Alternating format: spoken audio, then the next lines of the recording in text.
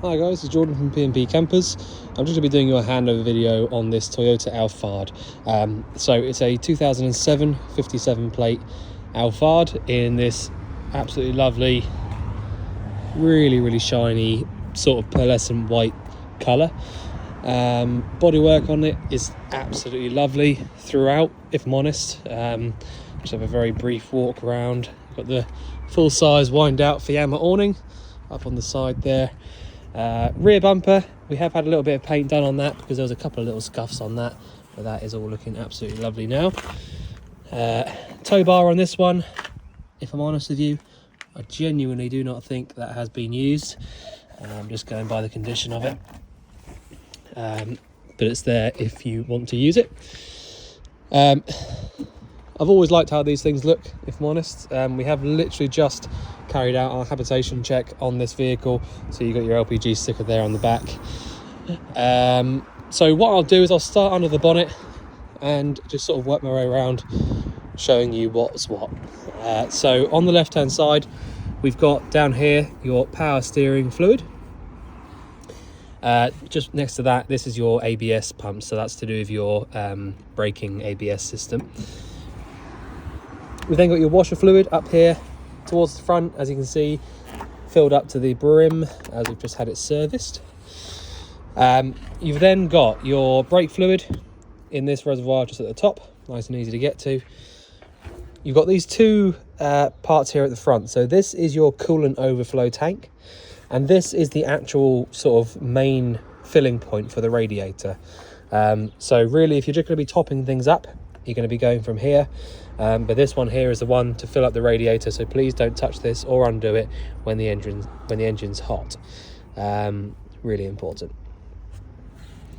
On top of the engine just here, we've got this, which is your engine oil filling point, and the engine oil dipstick is the yellow topped one just here at the front of the engine. Your air filter sits inside this black box at the top of the engine, all nice and easy to get to. Loads of space around everything, so it's nice and easy to work on as well. You got a fuse and relay box just here, so you literally just pull this little piece out of the way and then it will come out, and then you've got your starter engine battery just here. So we haven't had any problems with starting this, if I'm honest. Been here for a little bit, and so the battery is in really good condition. But that's about it for under the bonnet.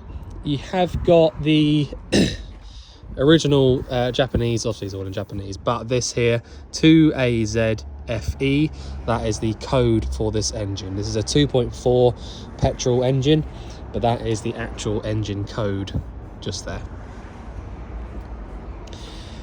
Okay, so if we carry on to the near side here, I open up the passenger door. The cab in here is much like the outside, where it's just so good. The condition of it is just fantastic throughout. We've got the carpet lined glove box in here, massive great big glove box down here with all of the original sort of Japanese bits and pieces for the stereo, and all sorts of things in there to have a little look through.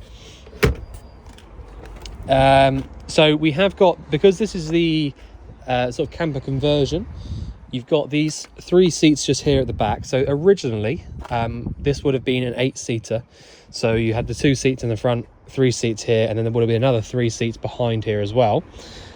So these seats are the original Toyota ones because they matched the front ones, and they can be swiveled all the way around 180 degrees if you want to. Lifting the back rests up, obviously that means that you can just use them as normal rear seats, or you can lay them down flat so that you can make it up into your bed area. So all you have to do that is literally lift these back parts of the bed, or parts of the seat, sorry, all the way over, and then drop your table down into the gap just here in the middle. And once you've done that, you can then have this whole area as a huge double bed. So it doesn't take long to make it up at all. But yeah, both sides of the vehicle have got the electronic sliding doors. both working really well. It's just a nice little thing to have. And I will just point out, when we get onto the other side, you can actually use those from in the cab, but I'll show you all of that when we get to that side. I'll open this back up just for a minute. Actually, no, I won't. I will show you what's just here. So this is on the near side towards the rear. So you've got your fuel filling point just behind this little cover here, and your 240 volt electric hookup point from here as well. So if you do have access to a hookup cable, it is really helpful. It means that you'll be able to use your 240 volt switches in here. You've got a little sort of trip switches just down there, but yeah, not a huge amount in relation to the mains, but it is always handy to have plugged in.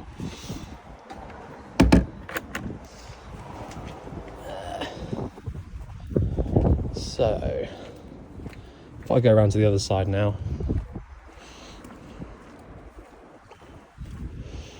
so in the cab, so we've got the over here to the right of the steering wheel, we've got these couple of little buttons here. So these two with the sliding doors on them, as you can probably imagine, will use, so you can press the button there and it will shut whichever door you choose to shut, and it will open as well. You do have to hold the button down if you want to open them, but yeah, easy as that. You've then got your electric adjusting mirrors from this little section up here, and your electric folding mirrors as well, so that will fold in with the ignition on. You've got automatic windows for every single one, and you can adjust them all from here, and you can lock and unlock the cab from here as well. So we've also got, in typical sort of Toyota Alphard style, all of your sort of wood veneer fasciaed dashboard. Absolutely all of it is looking really good. I can't really complain about any of it, if I'm honest with you. The various sort of bits of storage throughout. This bit lifts open as well. There's a way of closing that down. There you go. So you've got the doubled-in Pioneer head unit out there, which has got Bluetooth on it as well. Looks like you can also have USB plugged into that there as well. Yeah, there you go. So you got a USB point just there for charging your phone and things like that. All of the heater controls are from this little center section just down here, and obviously we're on the automatic gearbox as well. So the gearbox on this one, super easy, all the way up to the top for park. Next one down is reverse and then neutral. You've then got drive, 2 and L. So drive is the normal one that you're going to be in for normal driving, and then if you want to hold each gear, if you're going to be going uphill or anything like that, you can go down into 2 or L, and it will basically just hold the gears for you so that it doesn't try and change down gear too early. But yeah, that's it really. Because it's an import, you've got the indicators on the right hand side as opposed to the left. Lights are also from here. You've got an automatic function on that one as well. But yeah, so just try not to forget the indicators on the right hand side. Washers and wipers are on your left hand side. But yeah, there you go. A couple of little standard bits up here. Loads of storage spaces in this vehicle. But yeah, there you go. Right, so inside the offside sliding door, I don't think there's anything else to show really. But what I'll do now is I'll just jump in here and show you what we've got in the actual conversion itself. So as you can see, we've got this table just here, which basically just hooks onto this rail at the back and has this table leg coming down for that. If you want to make up the bed, all you have to do is take these little catches off and take it off the rail, fold this table leg up by pushing this little button in just here, and then sitting it down on top of these bits just here.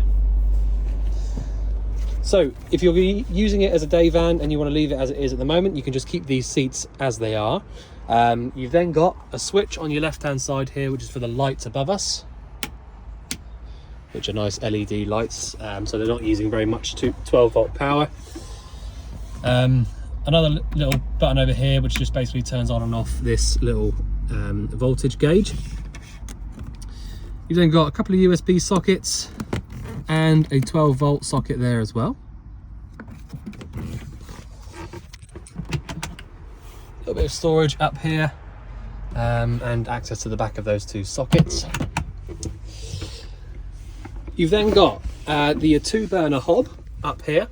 So you have got an ignition on here for those two. I'll show you where the gas locker is in a minute.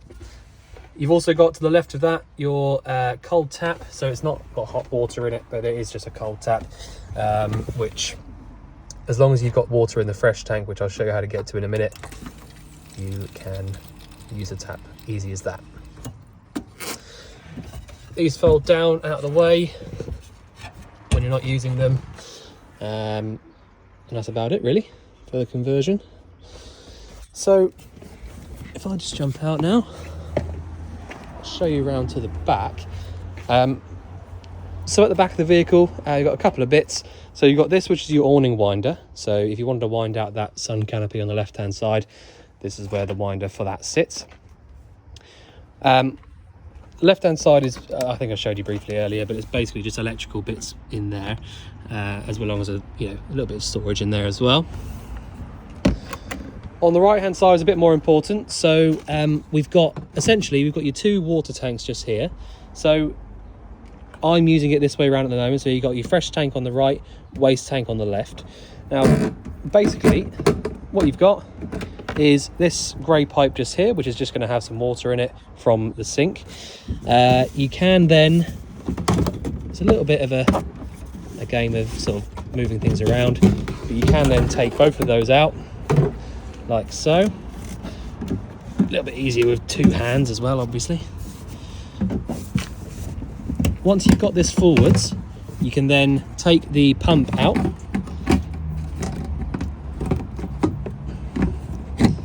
Again, much easier with 2 hands, I promise. And then you can take this one out as well. So that's, easy as that to take those tanks out. You've then got the gas bottle down here. So to turn the gas on, you go anti-clockwise around to the left, turns the bottle on, and then clockwise around to the right, turns the bottle off. You need to turn the bottle off before you start driving. That is really important. And other than that, that is about it really. So it has also got the pop top roof.